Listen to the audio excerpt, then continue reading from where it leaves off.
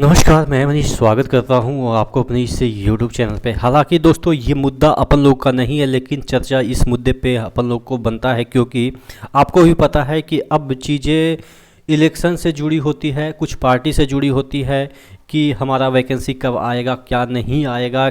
ये सब जो चीज़ें हम लोग एनालिसिस करते हैं, आप लोग जो सोचते हैं वो टोटली रूप से पॉलिटिकल हो गया है। पिछले 10 वर्ष से पहले इस तरह से चीज़ें नहीं हुआ करती थी। स्टूडेंट का मुद्दा कुछ होता ही नहीं था, वैकेंसी आती रहती थी, कोई भी गवर्नमेंट आए जाए कोई फ़र्क नहीं पड़ता था, हमेशा वैकेंसी आती रहती थी। लेकिन जिस तरीके से पिछले 10 वर्ष से मुद्दे को यानी कि वैकेंसी वाले मुद्दे को पॉलिटिलाइज्ड कर दिया गया, यानी कि अब जो आपके जितने भी वैकेंसी सेंट्रल गवर्नमेंट की आती है या स्टेट गवर्नमेंट की आती है वो आपके अब इलेक्शन का मुद्दा हो गया है। और जिस तरीके से कल इलेक्शन के रिजल्ट आए हैं उसके बारे में चर्चा करेंगे कि क्या इम्पैक्ट हो सकता है रेलवे की वैकेंसी के बारे में, जो कि मोस्ट अवेटेड वैकेंसी है। और जिस तरीके से कल विक्ट्री हुई है एनडीए की, तो क्या इससे फ़र्क पड़ सकता है वैकेंसी आने पे, या कितनी वैकेंसी जो आनी थी वो क्या उतना वैकेंसी आएगी कि नहीं आएगी, क्या क्या चीज़ें हो सकती है, तमाम चीज़ों के बारे में डिस्कस करेंगे।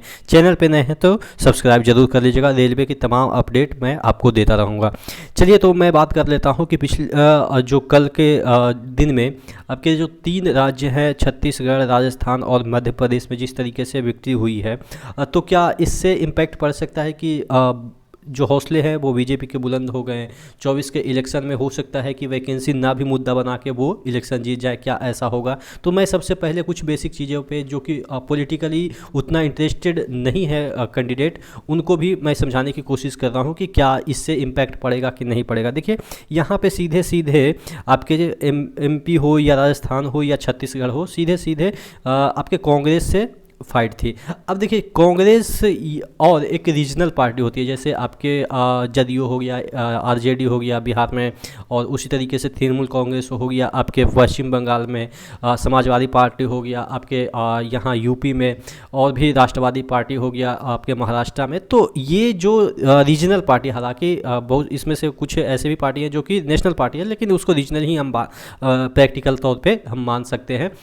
तो कहने का मतलब ये है कि जो रीजनल पार्टी है वो फाइट ज़्यादा देती है। आप देखेंगे कि यहाँ पे बंगाल में आप देख सकते हैं कि तृणमूल कांग्रेस है, या आपके जो झारखंड है वहाँ पे भी रीजनल पार्टी रूलिंग है। उसके बाद यहाँ पे उड़ीसा में भी रीजनल पार्टी रूलिंग है। उसके बाद जितने भी साउथ में चले जाइएगा तो कहीं कहीं कांग्रेस है, नहीं तो रीजनल पार्टी ही है। तो कहने का मतलब ये है कि लोकसभा इलेक्शन में आपके फाइट जो है वो ज़्यादातर रीजनल पार्टी से होने वाले हैं, और जो आपका कांग्रेस से भी फाइट होने वाली है। तो वहाँ पे अलायंस बनेगा, इंडिया अलायंस की हम बात कर रहे हैं। देखिए हम पॉलिटिकली तौर पे इसको कैसे हम पोलराइज कर रहे हैं, जिससे कि आपको समझ में आए कि इससे कोई इम्पैक्ट इन फ्यूचर की वैकेंसी पे नहीं पड़ेगा और फ्यूचर में वैकेंसी आएगी।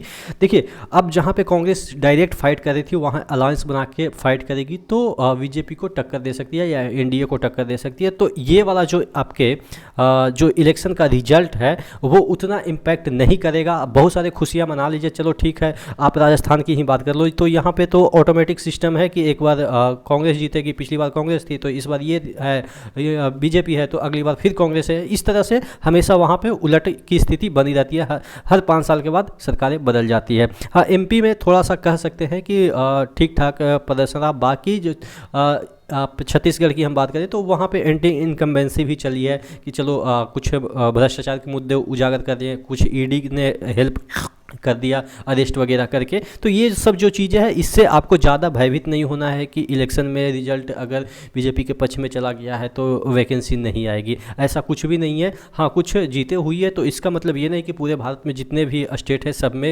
इनकी मतलब कि हुकूमत चलेगी या सरकार चलेगी और इनको कोई डर ही नहीं है, इलेक्शन तो जीत ही जाएंगे, ऐसा कुछ भी नहीं है।